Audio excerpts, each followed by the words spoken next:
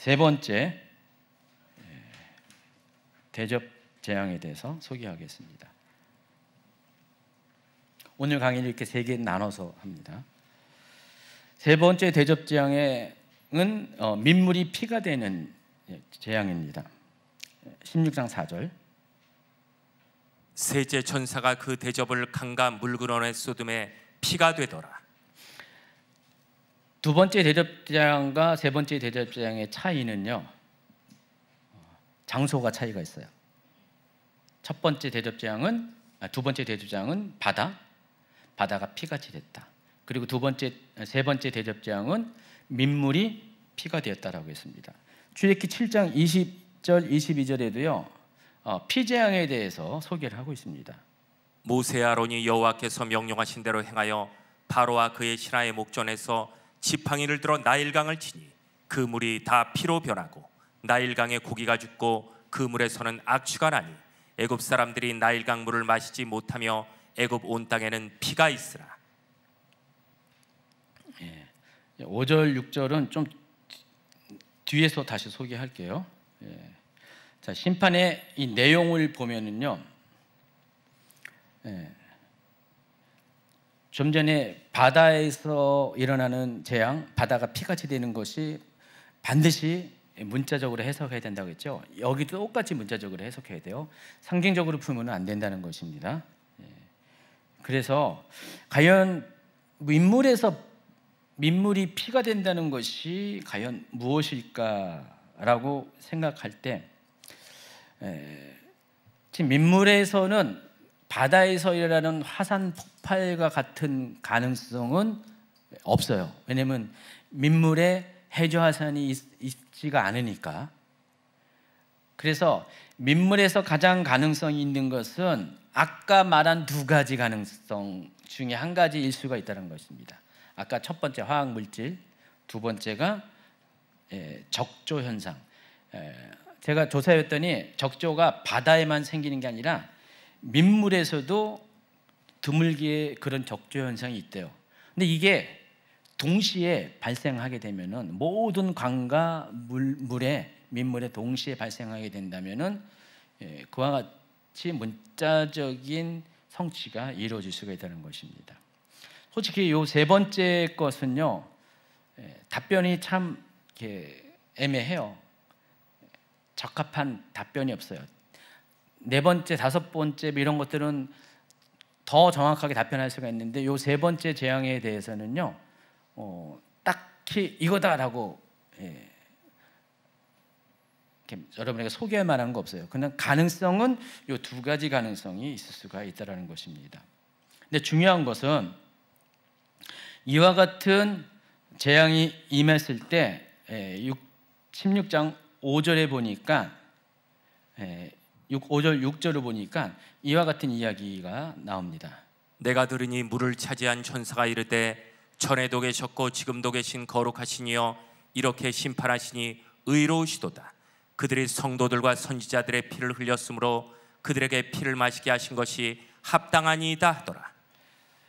자, 물을 차지한 천사라는 것은 무슨 물을 다스리는 천사를 의미한 게 아니라 방금 이 재앙을 가져온 천사를 말한 것입니다. 이 물에 대한 심판을 책임진 천사가 이렇게 말합니다. 전에도 계셨고 지금도 계신 거룩하신 이여, 이와 같은 심판을 하시는 것이 하나님의 공의를 이룬 것입니다.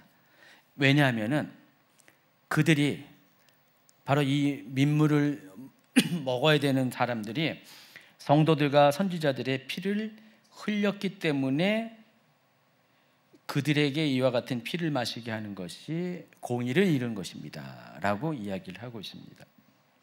자, 이 이야기를 하니까 7절에 보니까 또 내가 들으니 제단이 말하기를 그러하다 주 하나님 곧 전능하신 이시여 심판하시는 것이 참되고 의로우시도다 하더라. 제단이라는 것은 뭐예요? 하나님 보좌 앞에 제단이 있죠. 계시록 4장에 보면은 이 제단에서 이와 같은 음성이 나온다는 거예요. 제단이 뭐 인하돼 가지고 말하는 게 아니라 제단에서 이와 같은 화답이 나온다는 것입니다. 다시 말해서 하나님 보좌 가까운 데서 지금 이 천사가 한 것이 맞고요. 그런 이야기를 한다라는 것입니다. 그래서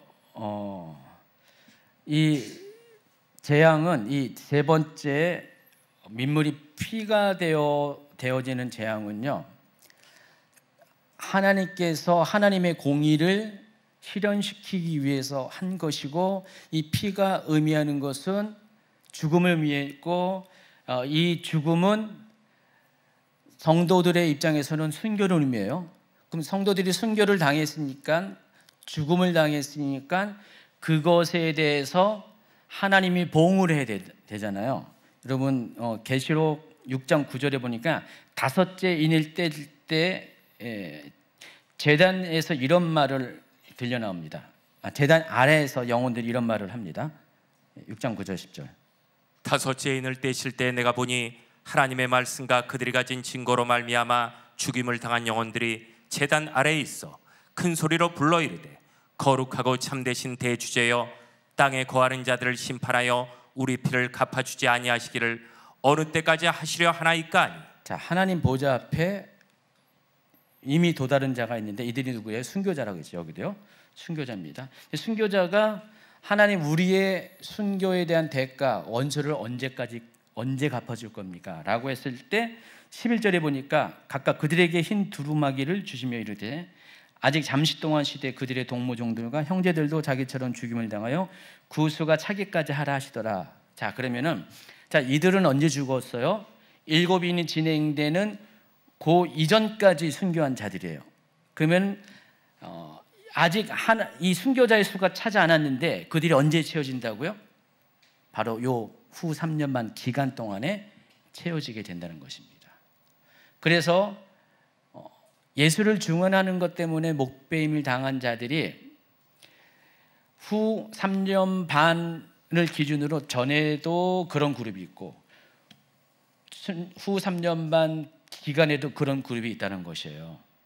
그래서 모든 순교자의 수가 채워지게 되면은 그들이 흘린 피에 대해서 이 세상에 그들을 죽인 자들이 대가를 치르게 하는데, 그것이 바로 민물이 피가 되게 해서, 피는 여기서 이 피는 자정한 사람이 먹으면 죽을 수밖에 없는 독성 물질이 있는데, 여러분 세상의 모든 민물이 다 그런 독성 물질로 가게 된다면 어떻게 생각하세요?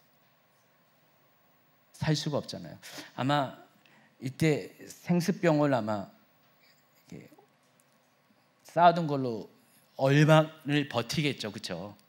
근데 일단 강 자체, 물 근원, 샘, 시내, 호수 이런 것들은 다 이렇게 돼 있어요. 독성 물질로 해서 사람이 먹으면 죽을 수밖에 없는 그런 환경이 돼버렸어요. 그래서 이걸 통해서 이 대접재앙은 후 3년 반 전 기간 동안에 3년 6개월 동안 쭉 일어나는 것이 아니라 후 3년 반의 뒷부분에 정말 멸망의 끝에 집중적으로 차례로 일어날 것이라는 추측이 가능한 거예요. 이것을 3년 6개월이라는 기간 동안에 7재앙들을 균등하게 해가지고 3개월이 지난 다음에 첫 번째 재앙, 6개월이 지난 다음에 두 번째 6개월마다 이런 식으로 하면은 지금 세 번째 재앙이면은 앞으로 2년 6개월 동안은 남아 있어야 되는데 그 동안에 민물이 없으면 어떻게 살아요? 못 버티잖아요. 심판의 대상도 살아 있어야지 심판을 받는 거니까.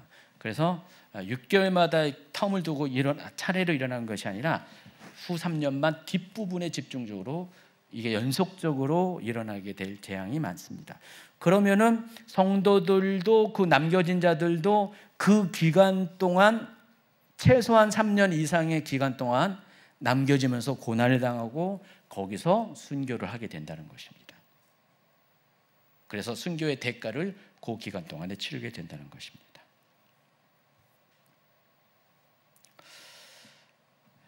그래서 육지의 모든 강과 민물이 피로 변한다는 것은 지금 심판의 의미로 넘어왔습니다. 968페이지.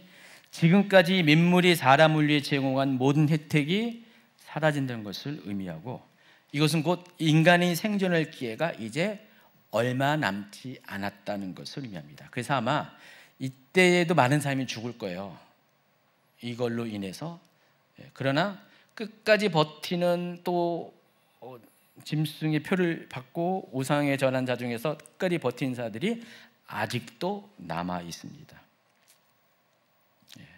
자, 오늘 여기까지 했는데 좀 이해가 되시나요? 제가 최대한 여러분이 이해할 수 있도록 나름대로 두뇌를 막 이렇게 가동시켰습니다. 조사도 막 해가지고요. 최대한 여러분이 납득될 수 있는 어떤 논리적인 설명을 해드렸습니다. 상징적인 것들은 다 배격했습니다. 영적인 해석도 하지 않았습니다. 왜냐하면 이것은 이 마지막 7대접 재앙은 영적인 사건이 아니고 상징적인 사건도 아니기 때문에 물리적인 문자적으로 요 표현하는 그대로 일어나게 될 것인데, 다만 그 적용하는 과정에서 거기에 표현대로 가장 근접한 가능성이 무엇이냐, 그것이 관건이라는 것입니다. 그리고 그것을 제가 여러분에게 좀 도움이 될 수 있도록 가능성을 설명했고요. 제가 설명한 것이 100%라 말할 수 없지만은 그래도 가능성 있는 이야기라는 사실을 아시기 바랍니다.